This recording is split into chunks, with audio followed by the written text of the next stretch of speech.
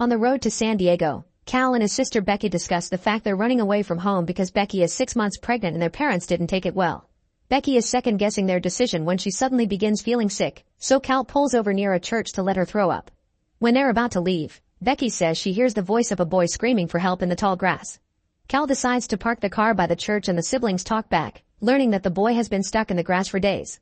At that moment, a book is seen on the side of the road and the voice of a woman is also heard in the grass telling the boy to stop shouting.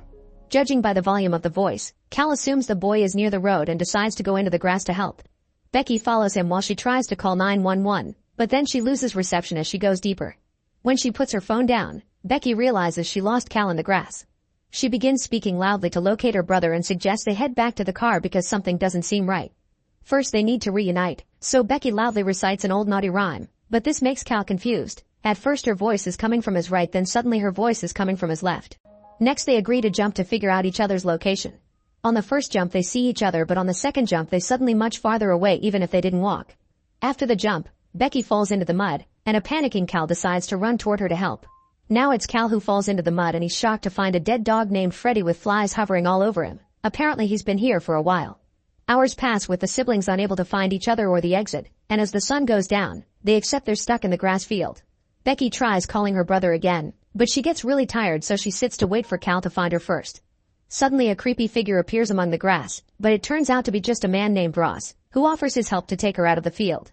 He explains he's found a way out but hasn't left yet because he is looking for his wife and son, whose voice the siblings heard early. Becky is wary of him, but she has no other choice but to accept his help, so they go looking for Cal together. Some more time passes, and Cal keeps calling for Becky to no avail. As he sits there disappointed, something suddenly startles him. It's Tobin, the boy that had been calling for help earlier. He consoles Cal and says it's easier to find things once they're dead. Weirded out, Cal asks if Tobin was the one who lured them into the field, but Tobin says he and his family went in because they heard a man calling for help too and he has no idea how long they've been here for. Tobin says that his sister will be dead soon, and Cal wonders how the boy knows Becky is his sister. Tobin replies that the rock told him the truth. Apparently it's the rock that teaches you how to hear the grass and that's how you get to know about things. Then Tobin beings guiding Cal to Becky. Meanwhile Ross and Becky talk about her baby, and Ross guesses that the father of the baby isn't with her. As they walk, Becky finds medicine bottles and scissors on the ground, not understanding how they got there. When she looks again, she discovers Ross isn't there anymore. She begins calling for him to no avail, so she changes to calling California as she looks around for any signs. Something suddenly grabs her and takes her into the grass. Back to Tobin, he takes Cal to a small area with no grass with a mysterious giant rock in the middle of it. Tobin urges Cal to touch it, but when Cal comes closer, he hears whispers of what seem to be tribal chants. Right before Cal touches it, Becky is heard screaming, and Cal immediately runs in the direction of her voice, ignoring Tobin warning him to not get in there. Suddenly the day changes to a clear day, showing a truck stopping at a gas station on the same road as the church. This is Becky's ex Travis, who has come to look for the siblings. Since he finds nothing at the train station, Travis continues his journey and finds Becky and Cal's car parked by the church. When he looks inside the car, he sees bugs and dust, indicating the vehicle has been there for weeks. Travis begins calling their names and looking for them, but there's no response. Next he enters the church, but it's empty too. On his way out, he sees a book on the ground and picks it up only to see Becky's name on it. Suspecting the siblings enter the grass field, Travis goes in as well, folding the grass and following the sun so he can keep track of how to get back. Unfortunately, every time he takes a step, the grass just unfolds itself. After a few steps, Travis realizes the sun isn't in the correct spot anymore, but regardless of his confusion he keeps moving until night falls. Since he's tired, he stops to lie on the ground and stare at Becky's photo. Suddenly something startles Travis. It's Tobin popping out of nowhere. As whispers and laughter can be heard in the tall grass, Tobin reveals he knows Travis' name and that he's looking for Becky, saying he can take him to her. Travis doesn't hesitate to follow him, only to be incredibly upset to discover Becky's dead body right in the middle of the field. As Travis clings to her crying, Tobin explains the grass doesn't move dead things because it makes them easier to find. When Travis looks up, Tobin is gone. The next morning, Travis wakes up and sees Becky's dead body right beside him. He picks up a necklace from her body and starts moving again, but then he hears someone and starts calling for help. It's Tobin who responds back, and Travis calls for him again so the boy can find him. However, the Tobin that shows up looks clean and healthy, and he's there with his mom Natalie, his dad Ross, and the dog Freddy. This reveals that the grass field is stuck in some sort of time loop. Suddenly Freddy runs into the field and Tobin follows him, ignoring Natalie's warnings. At that moment Travis realizes Tobin has managed to leave the field and tries to tell him not to come back inside, but it's too late, the boy is coming for his family. Natalie thinks she hears Tobin nearby and splits up from the group to find him. By the time night falls, Ross is looking for his family alone and comes across the mysterious rock. The next morning, Tobin is shouting for help while Becky and Cal are outside the field with the car again. However, this time Travis is in the field too.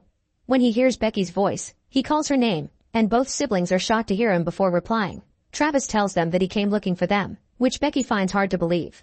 Suddenly they hear Tobin's voice reciting Becky's rhyme, and Travis follows it to finally find the boy.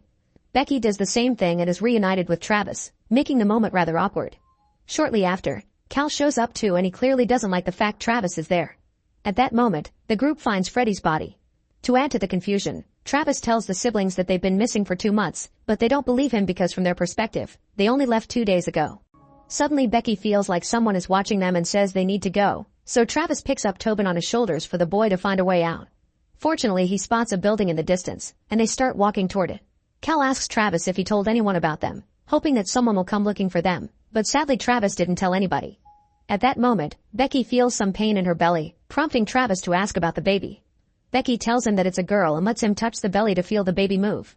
Suddenly, a phone rings and they're shocked to receive a call from a voice like Becky's, who is crying as she asks them to not let Cal hurt Travis because they will keep making the same mistake again and again.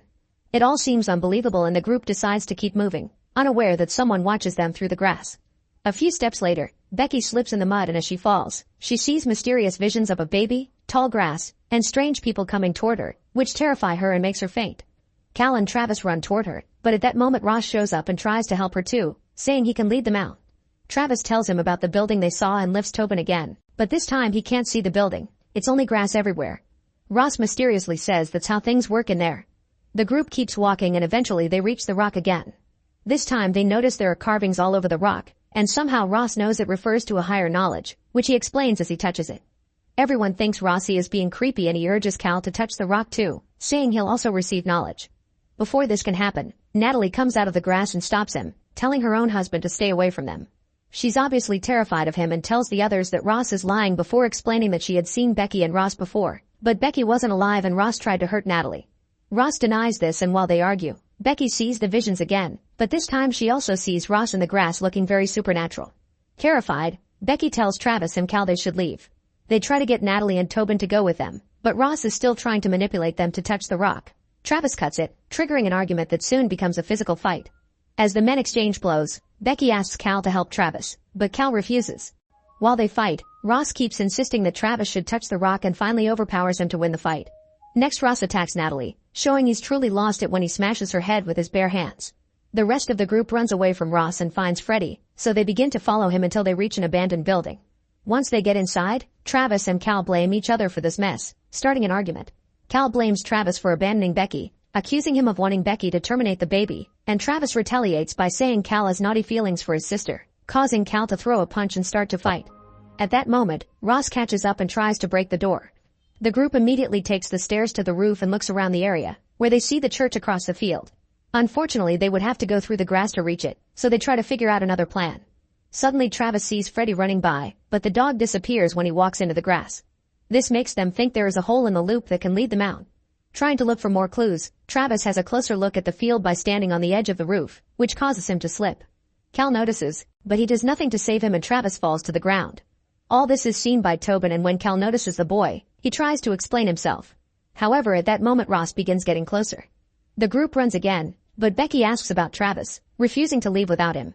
When Cal can't provide an answer, Becky gets suspicious that he did something to Travis and she walks away from her brother. Cal tries to follow her but Ross suddenly catches him, revealing he knows the truth about the Travis incident. Cal tries to escape but Ross doesn't let him go and holds him to the ground as he struggles for his life. At that moment, many bodies appear in the field of grass. Travis turns out to be alive, and he gets up to look for Becky again. He yells for her name and she answers, but they can't see each other. Giving up, they both lie in the grass and talk about their child again, so Travis says he's happy Becky's decision to keep the baby.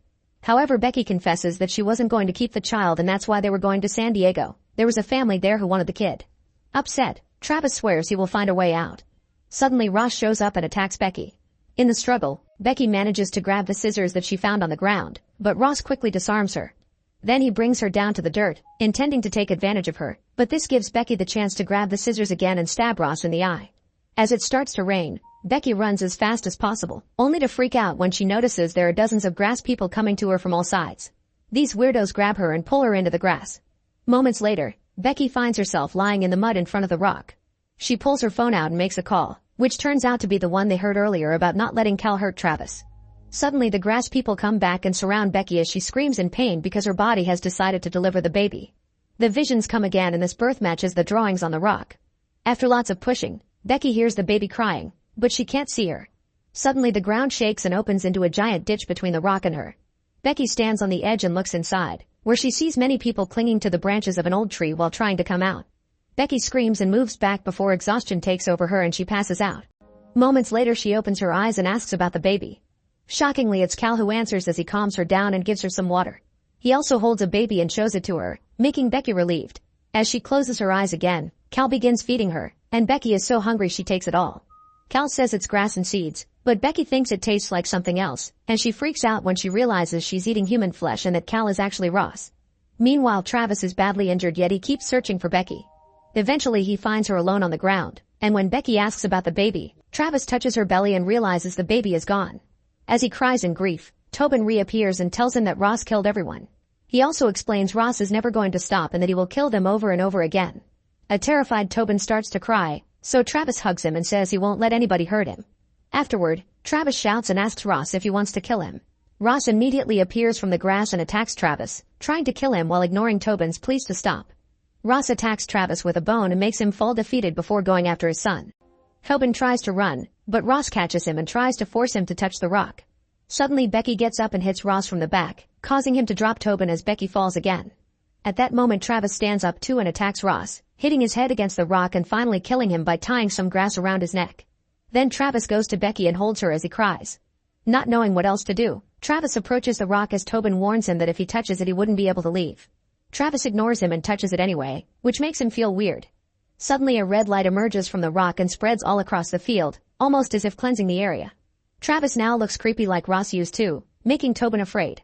The boy starts to run away, but Travis stops him, asking him to come with him. Ross hadn't been lying. The rock did give Travis knowledge of the grass field. He takes Tobin near the entrance and asks him to go out to warn Becky and Cal so they won't come inside the field again. Hopefully this will destroy the loop. Then he gives Tobin Becky's necklace and pushes him out of the field. In the blink of an eye, Tobin appears in the attic of the church. He opens the door and makes his way outside, where he sees Becky and Cal's car standing on the road. They are about to enter the field because they heard someone calling for help, but Tobin runs to them and stops them. It looks pretty weird because it's his own voice that comes from the grass as well, and a confused Cal begins approaching the grass. Tobin keeps begging to Becky to stop him and to prove his story. He reveals the necklace Travis gave him. Becky is shocked as she compares it to her own necklace, and when Tobin mentions Travis' name, it's finally enough for Becky to go to stop her brother. Afterward, Becky convinces Cal to leave, and they take Tobin in the car with them. However, instead of going to San Diego, Becky asks him to go back because she's decided to keep the baby. In the field, Travis hears Becky's words and is happy with this change, so he lays down and lets the grass cover him. Make sure to subscribe and turn on notifications so you can watch more videos like this. Thanks for watching.